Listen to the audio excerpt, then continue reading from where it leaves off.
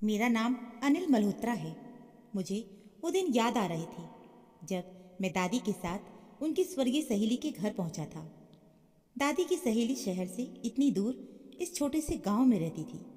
बाप की एक्सीडेंटल मौत के बाद उसे दादी ने अपनी देखरेख में रखा था। गांव की ज़मीनों से इतना आ जाता था कि घर में किसी चीज़ की कमी का एहसास ना हुआ। सिर्फ एक दादी थी जिनकी ज़बान पर एक ही बात रहती थी कि इस घर में एक बहू की बहुत कमी है। मैं हंसकर उनकी बात को हवा में उड़ा देता। दरअसल अभी तक मुझे अपनी आइडियल लड़की मिली ही नहीं थी, लेकिन जब मैं दादी के साथ गांव आया तो जिंदगी ने एक नया मोड़ ले लिया। उनकी सहेली की पोती उन्हें बहुत पसंद आई और मुझे ज़बरदस्ती कुर्बानी का बकरा बना दिया गया। शहर वापस आते हुए लाल जोड़े में वो भी मेरे साथ आ गई थी। मैंने पत्नी के लिए जो आइडल बना रखा था वो चूर चूर हो चुका था। मैंने गांव में ही सोच लिया था कि मैं उसे कभी भी पत्नी का दर्जा नहीं दूंगा। आज छुट्टी का दिन था, इसलिए मुझे उठने में कोई जल्दी नहीं थी। 10 बजे के बाद जब मेरी नींद पूरी हो चुकी तो मैं फ्रेश होने वॉशरूम चला गया। जब बाहर निकला तो मेरी वाइट कलर की शर्ट बेड पर पड़ी हुई थी। मतलब आज मुझे वाइट शर्ट पहनने को कहा जा रहा था। जब उसके हाथ की बनी हुई चाय पी सकता है, खाना खा सकता है, तो कपड़े पहनने में कोई हर्ज नहीं। लेकिन एक बात मुझे अब तक समझ नहीं आई कि इस लड़की को कैसे पता चल जाता कि मैं किस टाइम उठा हूँ और उसी वक्त वो शर्ट बिस्तर पर लाकर रख देती थी, या फिर जब मेरे सर में दर्द होता या फिर चाय पीने का मूड होता तो बिना कहे वो उसके लिए चाय बनाकर ले आती। हालांकि उसने पति वाला ऐसा कोई हुक्म भी नहीं सुनाया कि पत्नी को गुलाम बना लिया हो, लेकिन वो खुद बिना कहे उसके सारे काम करती थी। वो अच्छी पत्नी वाले सारे फर्ज निभा रही थी, लेकिन इसके बावजूद भी वो उसे स्वीकार नहीं कर सका, क्योंकि वो गांव की थी और वो शहर का। उसमें वो कॉन्फिडेंस और काबिलियत नहीं थी जो मुझे एक पत्नी में चाहिए था। वो खूबसूरत है, लेकिन खूबसूरती तो सब कुछ नहीं हुआ करती ना, और ना ही सिर्फ खूबसूरती के साथ पूरी जिंदगी गुजारी जा सकती है। हर इंसान की तरह उसे भी खूबसूरती अट्रैक्ट करती है, लेकिन इसका मतलब ये तो नहीं कि एक इंसान को खूबसूरत बनाने के लिए सिर्फ नैन नक्श ही काफ़ी हो। इसके अलावा भी कई और चीज़ें इंसान को खूबसूरत बनाती हैं। कंघी करके मैं नीचे चला गया। तब तक वो नाश्ता लगा चुकी थी। नाश्ता करके ऐसे ही लॉन में अखबार लेकर मैं बैठ गया। छुट्टी का दिन था, इसलिए आज दिमाग बिल्कुल फ्रेश था। वैसे मुझे अखबार पढ़ने का कोई शौक नहीं था, ना ही आदत थी, लेकिन ऐसे ही टाइम पास करने के लिए मैं अखबार की हेडलाइंस पर नज़र दौड़ाने लगा। मैं हमेशा छुट्टी का दिन घर पर ही गुजारता था। दादी के आने में अभी भी एक हफ्ता बाकी था। अचानक अखबार पढ़ते पढ़ते उसे ऐसा एहसास हुआ कि कोई उसे देख रहा है। उसने नज़रें उठाकर दाएं बाएं देखा, लेकिन मुझे कोई नज़र नहीं आया। मैं एक बार फिर अखबार पढ़ने लगा, लेकिन कुछ लम्हे बाद मुझे फिर से महसूस हुआ कि जैसे कोई देख रहा है। इस बार उसने दाएं बाएं देखा और फिर सामने देखा तो पता चला वो लड़की किचन की खिड़की जो बाहर लॉन की तरफ खुलती है उससे चुपके चुपके उसे देख रही है। उसकी चोरी पकड़ी जा चुकी थी, शायद इसलिए वो खिड़की से गायब हो गई थी। मुझे कुछ अजीब सा लगा। 2 दिन पहले जब सुबह के वक्त मैं सो रहा था, अचानक एक आवाज़ से मेरी आंख खुल गई और तब मैंने चादर के अंदर से देखा तो वो लड़की उसे बड़े गौर से देख रही थी। क्या वो हमेशा मुझे ऐसे ही घूर कर देखती है? लेकिन क्यों? दिमाग ये समझने से खाली था।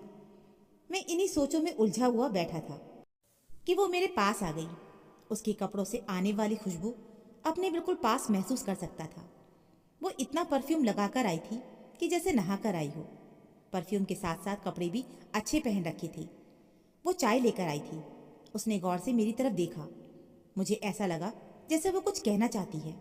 मैंने पूछा, कुछ चाहिए? नहीं, वो कहते कहते अचानक चुप हो गई।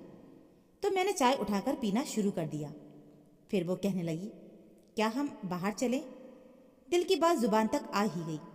मैंने चाय वापस टेबल पर रख दी और हैरत से उसे देखने लगा।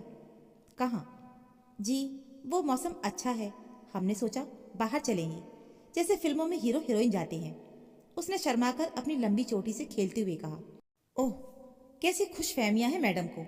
मैं तो हीरो लगता ही हूँ। पता नहीं खुद को किस फिल्म की हीरोइन समझ रही है। मैंने चाय का सिप लेते हुए अंदर तंज भरी हंसी से कहा, नहीं, मैं ज़रा बिजी हूँ। रूखेपन से मैंने जवाब दिया। फिर उस लड़की का चेहरा बुझते हुए देखा। जहां थोड़ी देर पहले खुशी के रंग नजर आ रहे थे, अब उदासी थी। उसने जानबूझकर नजर चुराई और भागती हुई अंदर चली गई। मैं जानता था अब किचन में कोई कोना पकड़कर रोने का शौक पूरा करेगी मैडम। मैं काफी देर तक वही लॉन में बैठा रहा, फिर अंदर आकर टीवी खोलकर बैठ गया। साथ ही इधर उधर भी नजरें दौड़ाने लगा। कहाँ गई नजर नहीं आ रही थी। मैं उसको देखना चाहता था। फिर पानी पीने के बहाने किचन में चला गया। वहां भी वो नजर नहीं आई। फिर कुछ सोचकर अपने कमरे में गया, मगर वो वहां भी नहीं थी। यूं ही ढूंढते ढूंढते एक कमरे के पास से गुजर रहा था कि जब अंदर सिसकियों की आवाज सुनकर मेरे कदम रुक गए। मैं दरवाजे से कान लगाकर सुनने लगा। वो खुद से बातें कर रही थी। प्रभु, हमेशा मेरे साथ ही ऐसा क्यों करता है? तू इतनी बड़ी दुनिया का मालिक है, एक छोटी सी खुशी भी मुझे नहीं मिल सकती? तू तो मालिक है ना, जो चाहे कर सकता है, सब तेरे पास है, फिर मेरे साथ ऐसा क्यों कर रहा है? मैं दरवाजे से हटकर वापस सोफे पर आकर बैठ गया। पता नहीं क्यों मुझे इस लड़की का रोना अच्छा नहीं लग रहा था। अब मुझे अपने बर्ताव पर पछतावा होने लगा। आखिर क्यों मैंने उसकी बात नहीं मानी? क्या हो जाता अगर मैं उसके साथ बाहर चला जाता? वैसे भी वो कौन सा मेरे जीवन भर साथ ही है, कुछ दिनों के लिए ही तो है इस घर में। एक बात तो मैं शुरू से अपने दिमाग में बिठा चुका था कि दादी के आते ही वो उनका लाया हुआ ये तोहफा वापस कर देगा। इसीलिए हमेशा उसे देखकर यही सोचता कि वो उसके घर में हमेशा के लिए नहीं है। मेरे अंदर उसके लिए कोई फीलिंग्स नहीं थी, बल्कि मुझे उलझन होती थी उसकी शक्ल देखकर। कुछ देर के बाद वो लड़की, मैंने आपको नाम नहीं बताया, उसका नाम दिव्या है, अब सीढ़ियों से उतरकर नीचे आ रही थी।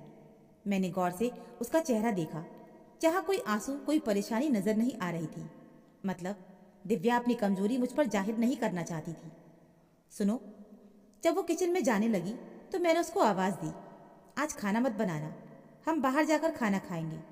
जी हम? उसने पूछा। हाँ हम मतलब हम दोनों। ओके। वो मुस्कुरा दी। और हाँ, कपड़े भी अच्छे पहन लेना, अगर इस तरह के कपड़ों में जाओगी तो सभी हंसकर मजाक बनाएंगे। जी। वो मुस्कुराते हुए कमरे में चली गई। पता नहीं क्यों इस बार मुझको अपने अंदर सुकून सा महसूस हो रहा था। मैं अपनी जिंदगी में यही तो चाहता था, लेकिन इस तरह बिल्कुल नहीं। मैं अपनी पत्नी का हाथ पकड़कर सड़क पर पैदल चलना चाहता था, होटलों में खाना खाना चाहता था। हम दोनों 5 बजे ही घर से रवाना हो गए थे और 3 घंटे के बाद लौटे। मैं क्योंकि थक चुका था, इसीलिए थोड़ा आराम करने अपने कमरे में चला गया। सब कुछ सामान्य था। एक दिन इस पगली सी लड़की ने मेरी पसंदीदा काली शर्ट जला दी, शायद प्रेस करते हुए। वो आसानी से छुपा भी सकती थी, लेकिन वो फूट फूट कर रो पड़ी और कहा कि माफ़ी चाहती हूँ, मैंने आपकी पसंदीदा काली शर्ट जला दी। तो मैंने कहा कि इसके लिए इतने आंसू बहाने की क्या ज़रूरत है, वो भी मगरमच्छ के आंसू। तो वो कहने लगी, नहीं, मैं बहुत शर्मिंदा थी। मैंने कहा कि तुम आसानी से छुपा भी सकती थी ये बात। काली रंग की और भी शर्ट मेरे पास है, और हर शर्ट का तो हिसाब मैं नहीं रखता। दिव्या ने कहा, मैं आपसे झूठ बोल सकती हूँ, भगवान से नहीं, वो सब जानता है। मुझे हैरत का झटका लगा। पता नहीं कैसी पागल लड़की है, ऐसी लड़कियां भी होती हैं दुनिया में। मैं सारे रास्ते उसके बारे में सोचता रहा। मैं अपने दोस्तों की जब शिकायतें सुनता कि शहर की पढ़ी लिखी पत्नियां पति पर हुकूमत करती हैं, न खाना बनाना, न बच्चों को संभालना, हर वक्त मेकअप से लदे रहना, हंस हंस कर हर मर्द से बात करना। लेकिन मैं अपनी जिंदगी में एक बहुत अलग तरह की लड़की देख रहा था। एक ऐसी लड़की जो उसने आज तक कभी नहीं देखी थी। एक वो पत्नियां थी जो पति की हर बात पर ऐतराज करती हैं, और एक दिव्या है कि अगर इसे कहा जाए कि रात सफ़ेद है तो ये अपने पति की हाँ में हाँ मिलाएगी। ये लड़की तो अपने पति को पति परमेश्वर मानती है। इस लड़की के साथ रहते हुए मुझे लगभग 40 दिन हो चुके थे। उसने कभी नहीं कहा कि मेरा हक अदा करो, बेड पर सोना मेरा हक है। वो हमेशा रात को सोने से पहले कोई ना कोई अजीब सा टॉपिक पकड़कर उससे सवाल करती थी, और बस मैं हूँ हाँ में हाँ, या कभी तो गुस्से में उसे झड़क भी देता था। मगर वो कभी भी मेरे गुस्से पर नाराज नहीं होती थी। लेकिन आज वो खामोशी से सोने के लिए लेट गई। मुझे हमेशा रात को इस लड़की की बातें बहुत बुरी लगती थी, लेकिन अजीब बात तो ये थी कि अगर वो लड़की बात ना करती तो मैं उलझन का शिकार हो जाता। आज सुबह मेरा घड़ी अलार्म नहीं बजा, क्योंकि मैं रात में लगाना ही भूल गया था। मुझे लेट होता देख दिव्या मुझे उठाने लगी तो उसके छूने पर मुझे अजीब सा लगा। तुम्हारी हिम्मत कैसी हुई मुझे हाथ लगाने की? समझती क्या हो तुम खुद को? और क्या सोचकर तुमने मुझे हाथ लगाया? ये अच्छी पत्नी वाला रवैया तुम छोड़ दो। मैं चिल्ला चिल्ला कर बात कर रहा था। अंदर के लावे को बाहर लाने का रास्ता मिल गया था। मेरा पारा एकदम चढ़ चुका था। मैंने महसूस किया उसकी आंखों से आंसू गिर रहे हैं। गेट आउट, मैंने चिल्लाकर कहा। याद आया वो जाहिल गवार लड़की इंग्लिश नहीं समझ सकती, इसीलिए उसका हाथ पकड़कर जबरदस्ती अपने कमरे से मैंने बाहर निकाल दिया और कुंडी लगाकर बेड पर आ गया। काफी देर के बाद जब मैं खुद को नॉर्मल करने में थोड़ा सा कामयाब हुआ तो दोबारा बिस्तर पर लेट गया। जाने कब मेरी आंख लग गई। मैं दोपहर को 12 बजे उठा। सर में हल्के दर्द का एहसास हुआ। सुबह 7 बजे वाला वाकया अभी भी दिमाग में ताज़ा था।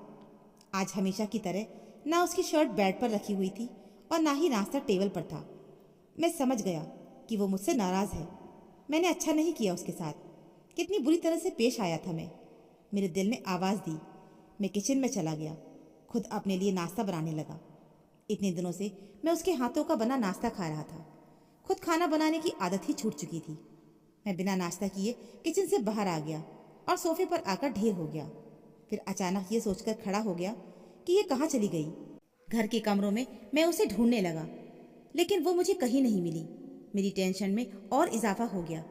मैं ऐसे तड़पने लगा जैसे मछली को पानी से बाहर निकाल दिया गया हो। कहाँ चली गई? सीढ़ियाँ उतरते हुए मैं सोच रहा था कि कहाँ चली गई, और चली भी गई तो मुझे क्या, वो जहाँ भी जाए अच्छा है, इस घर से चली जाए। मैं हमेशा यही तो चाहता था ना कि वो चली जाए, लेकिन आज जब वो चली गई तो मैं परेशान हो रहा था। वो खुश क्यों नहीं है, जबकि उसे तो बहुत खुश होना चाहिए था। क्या वो उसके लिए परेशान है कि जब दादी वापस आएंगी तो वो उन्हें क्या जवाब देगा? नहीं नहीं, दिल से फौरन आवाज़ आई।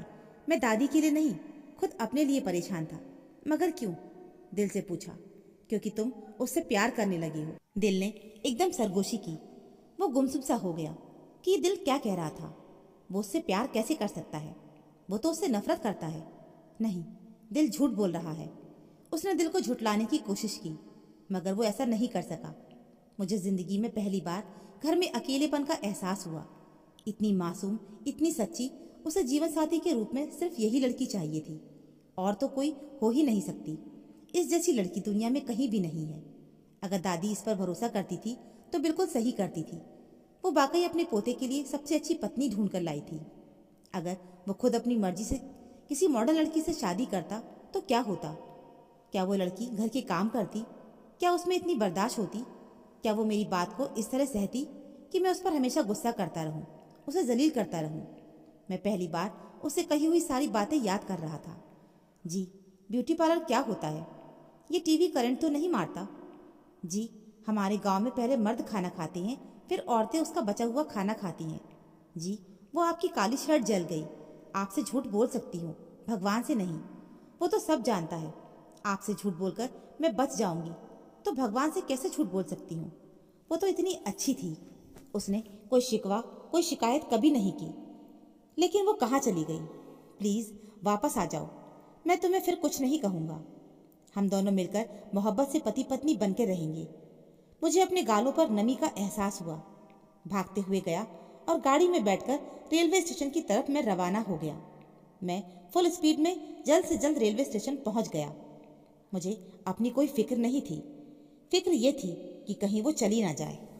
भागकर रेलवे स्टेशन के पास जब पहुंचा तो एक बेंच पर एक आदमी बैठा हुआ था। उससे कहा कि एक्सक्यूज़ मी भाई, ये ट्रेन की टाइमिंग क्या है? तो उसने कहा कि जी वो तो निकल चुकी है। मेरी तो जान ही निकल गई, खून सूख गया। थक हार कर मैं ढेर हो गया बेंच पर। ऐसे कैसे जा सकती है वो मुझे छोड़कर? इतनी मामूली सी गलती की इतनी बड़ी सज़ा दे सकती है? काफ़ी देर तक मैं वहीं बैठा रहा, फिर घर आ गया। घर आकर सोफे पर मैं फिर से ढेर हो गया। अपने सर को पकड़ लिया कि मैं कैसे रहूँगा उसके बगैर। मुझे तो उसकी आदत हो गई थी। अब वो अपने सर को पकड़े बैठा था तो उसे किसी के कदमों की चाप महसूस हुई। उसने गर्दन घुमाकर देखा तो मेरी सांस ही रुक गई। सामने दिव्या खड़ी थी। तुम कहाँ चली गई थी? कहाँ चली गई थी तुम? बताओ मुझे। मैं उसे पकड़कर झंझोड़ने लगा। जी, वो हम तो यहीं पर थे, हम कहाँ जाएंगे? मैं इतना खुश हुआ और कहने लगा, बस इजहार नहीं कर रहे थे, इसीलिए मैं आपको छोड़कर कैसे जा सकती हूँ? आपका गुस्सा सर आंखों पर, लेकिन आपको पता है मेरा दिल टूट गया था आपके गुस्से से। गुस्सा करें, लेकिन गुस्से में इस तरह से मुझे मेरी नज़रों में मत गिराएं। बेशक जोड़े वही बनाता है आसमानों पर, वो अपने इंसानों में कभी फर्क नहीं करता, ना देहाती और ना शहरी, और ना ही गरीब और ना ही अमीर में। आज मेरी दादी भी आ गई। मैं और दिव्या दोनों ने साथ साथ मिलकर दादी के पैर छुए। हम दोनों को साथ में देखकर दादी की आंखों में खुशी के आंसू आ गए। तो दोस्तों, आपको ये कहानी कैसी लगी? पसंद आई हो तो लाइक सब्सक्राइब करना ना भूलें। धन्यवाद।